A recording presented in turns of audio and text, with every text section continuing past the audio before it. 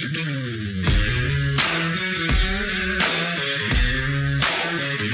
well-regulated militia being necessary to the security of a free state. The right of the people to keep and bear arms shall not be infringed. Welcome to another edition of Bearing Arms, Cam & Company. My name is Cam Edwards. I am so glad you joined us on the program today.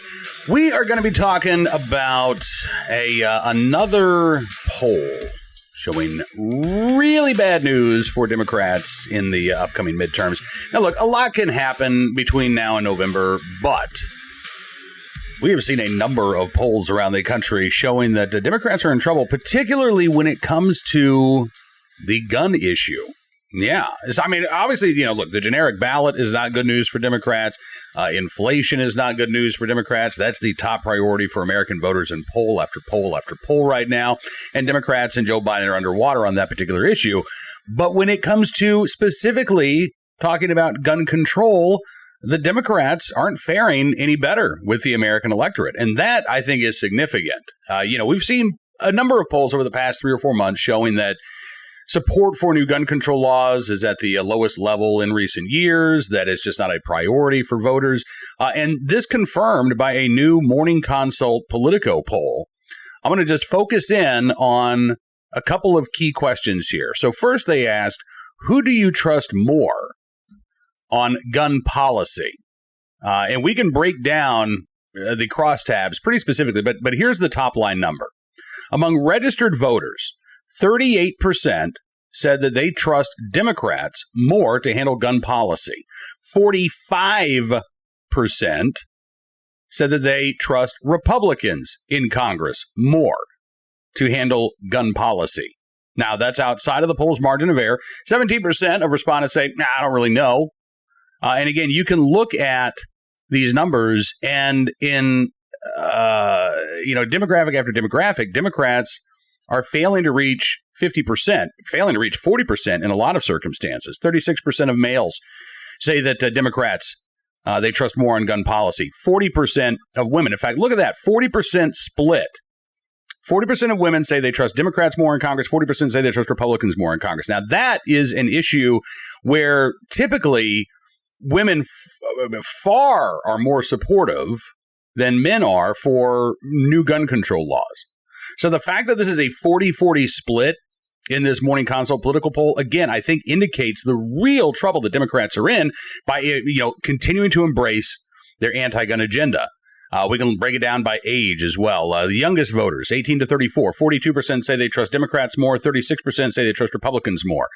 Among those 35 to 44, 38% say they trust Democrats, 40% say they trust Republicans, 45 to 64, 35% say they trust Democrats more than Republicans, 50% say that they trust Republicans more on gun policy, and then those 65 and older, 40% say they trust Democrats, 49% say they trust Republicans. What's fascinating to me about the breakdown in numbers in terms of the age demographics is that we have seen declining support in other polls for new gun control laws among the lowest voters. And it's actually the oldest voters that are more supportive of gun control measures. So this poll actually is a little bit different in terms of what the the demographic breakdown shows. We can also look at this in terms of the education level. For example, the poll found that 34% of those with less than a college degree support Democrats more on gun policy. 45% trust Republicans in Congress. When it gets to those with a bachelor's degree, it's basically split. 45% say they trust Democrats more. 44% say they trust Republicans more. Post-grad, again, even split. 45% say they trust Democrats more. 45% say they trust Republicans more. So even among the academics, right? The highly educated, which typically in these polls are more liberal, are not necessarily more supportive of gun control measures. Breaking it down in terms of the income levels of the survey respondents, those making less than $50,000 a year, 38% say they trusted Democrats more, 40% say they trusted Republicans more. Those between $50,000 and $100,000 a year, 37% said they trusted Democrats more, 49% said they trusted Republicans more. Those making more than $100,000 a year, 42% said they trusted Democrats more on gun policy, 46% said they trusted Republicans more on gun policy. I mean, again, this is really, really interesting. And we can also look at, I wrote about this a couple of weeks ago, the troubles that Democrats are having in attracting rural voters. And Democrats are pretending by and large that the gun issue is not having a negative impact when it comes to their rural voter outreach. They're talking about things like, well, rural broadband. And if we just, do it. Look, take a look at these numbers. Again, from the Morning Consult Politico poll. Urban respondents, 50% of urban dwellers said they trusted Democrats more on gun policy. 33% said they trusted Republicans. Now, first of all, that alone is pretty fascinating, given that in most urban areas, Republicans don't get 33% of the vote. So this tells me that there is actually an inroad that Republicans can be making in big urban areas by using the issue of violent crime and by using the issue of your right of self-defense. Whether or not Republicans do that or not, I guess remains to be seen. Among suburban voters, 38% say they trust Democrats more than Republicans to set gun policy. 45% say they trust Republicans more than Democrats to do the same. And then we get to those rural numbers, and it's brutal for Democrats. Just 30% of survey respondents said that they trust Democrats to set gun policy, compared to 53% of rural respondents who said that they trust Republicans. Again, a 23-point gap between the parties. And you can't tell me that this is not an issue that is important to rural voters. I live in rural America. I know how important an issue it is to rural voters, and I know the damage that Democrats are doing to their party and to the future of electing rural Democrats by continuing to insist that the way to make big cities safer places is to make it harder for Americans everywhere to exercise their right to keep and bear arms. That is having a devastating impact on Democrats' electoral fortunes in rural areas. I think it's having an impact on suburban voters as well. And I do think that it is, to one degree or another, helping to drive down voter enthusiasm for Democrats, even in these deep blue Democrat-controlled cities. Now, the poll also asked, how important of a priority should various issues be for Congress? And this is kind of interesting because, again, Republicans trusted more than Democrats on gun policy, according to this Morning Consult Politico poll.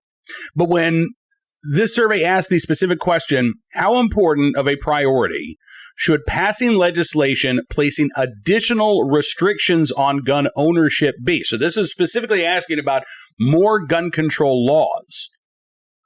What they found was that 29% of registered voters said it should be a top priority.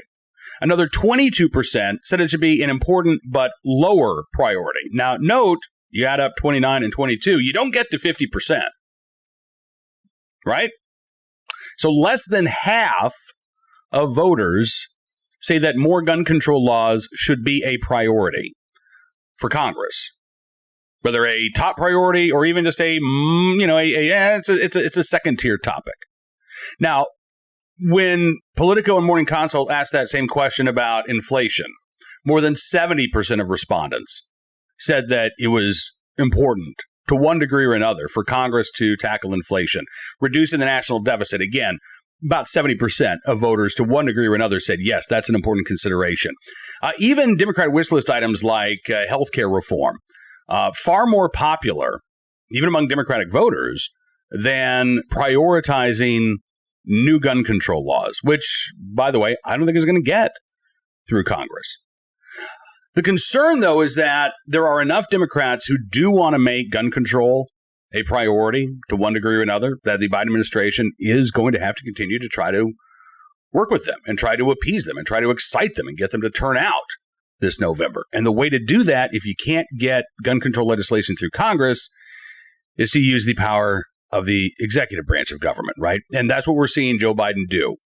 We talked yesterday about the $1.7 billion in new spending that Biden is proposing for the ATF in an attempt to weaponize that agency. We are seeing the agency go after gun stores for minor paperwork errors. ATF just revoked the firearms license of a company called Jimenez Arms And we'll probably be talking more about that, by the way, at Bearing Arms. This is a company that a number of its firearms have been traced back to crime scenes. Every town for gun safety sued, basically claiming like, these are just like Saturday night specials, right? And the only reason this company exists is to arm criminals. The lawsuit, I don't think, actually concluded, but the ATF carrying Everytown's water and revoking the firearms license for Jimenez Arms. And again, they're going to try to do more of this between now and Election Day, and certainly after Election Day as well, if given the opportunity, because they cannot distance themselves from their support for more restrictions on our right to keep and bear arms. No matter how unpopular it might be among the electorate at large, it is still an incredibly popular idea among the Democratic base. And in a election in which Democrats are going to try to motivate every one of their base to turn out to try to keep Democrats in control of Congress by razor-thin margins, but still in control of Congress, Democrats can't afford to tick off anti-gun activists and have them sit out the midterms. So unfortunately, despite the fact that the American public are sending signal after signal, hands off our right to keep and bear arms, I don't think the Biden administration can afford to listen to what the electorate is saying because they are still trying to appease their base. Now, let's turn our attention to today's Armed Citizen story, our good deed of the day, and our recidivist report.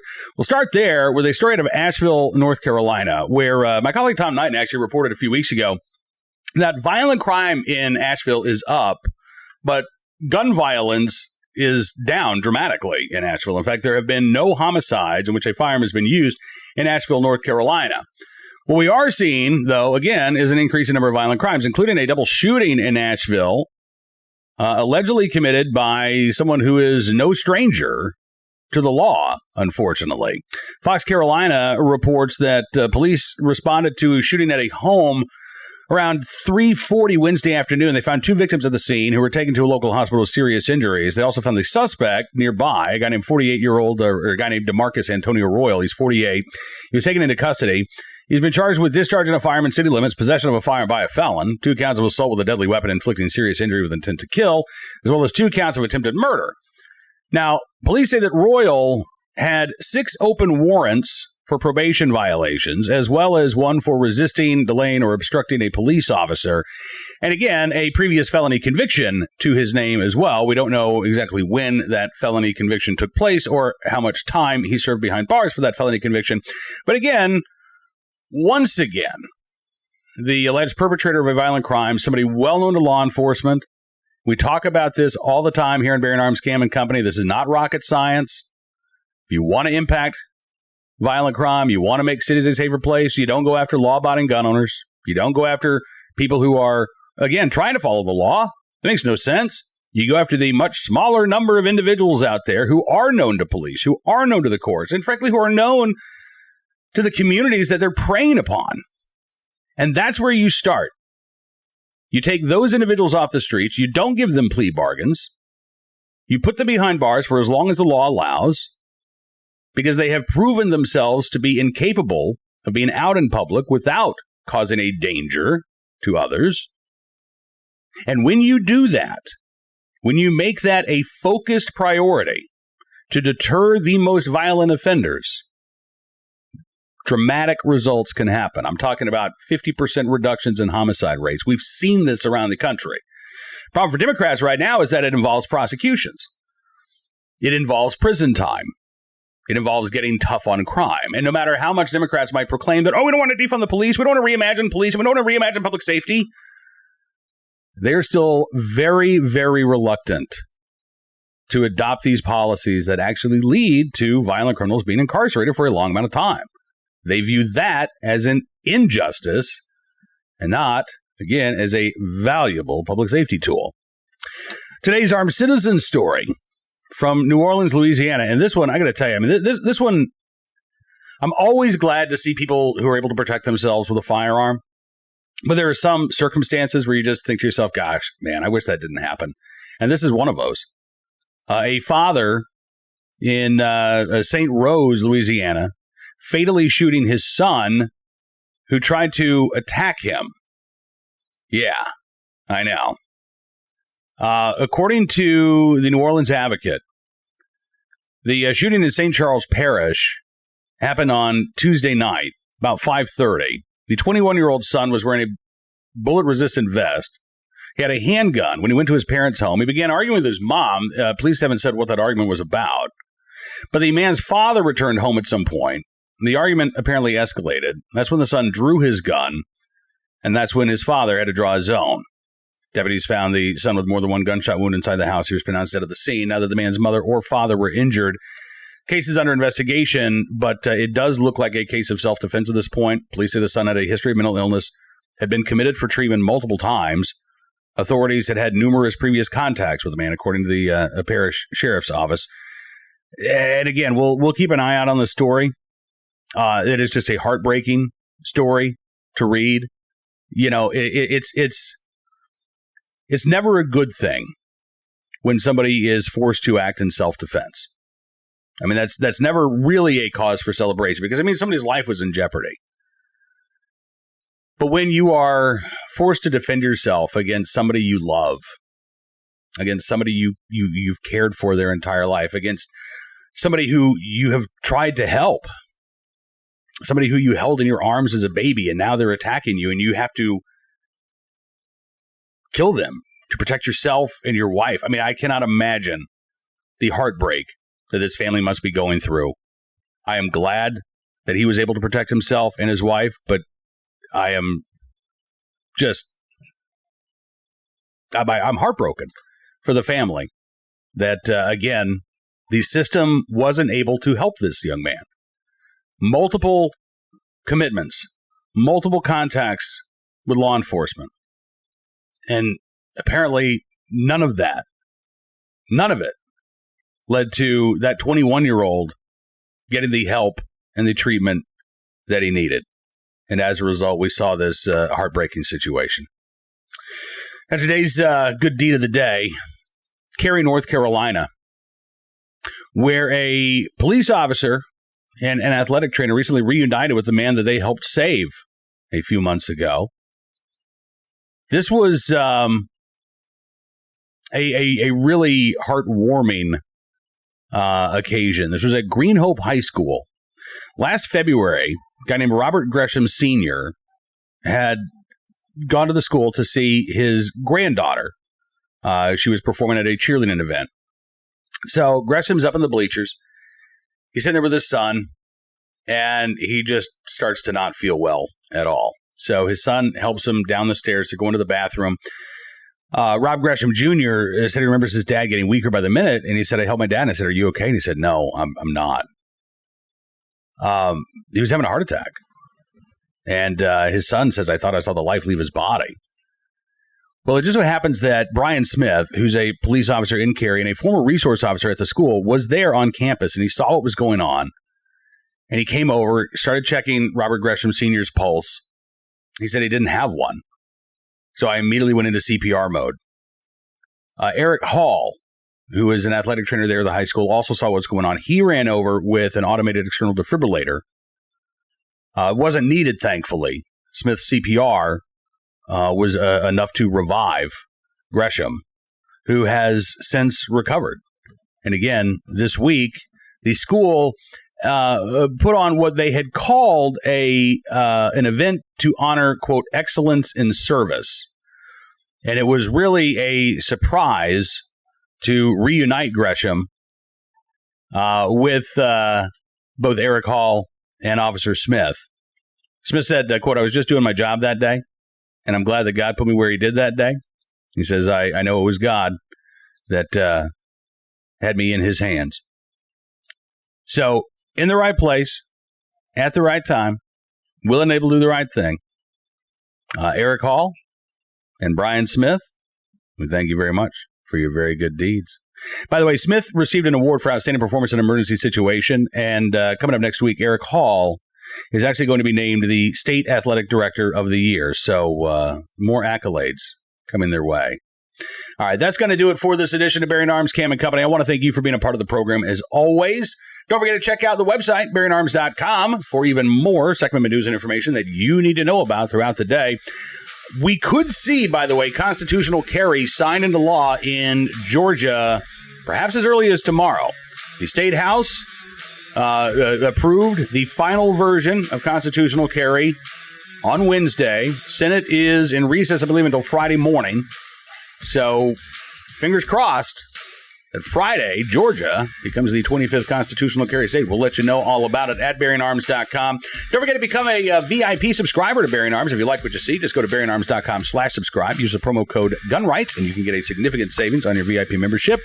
As our way of saying thanks, we're going to give you exclusive analysis, content, news stories you won't find anywhere else because your support really does make a difference. It does matter. We'll see you next week here on Cam and Company. Until then, be well, be safe, and be free.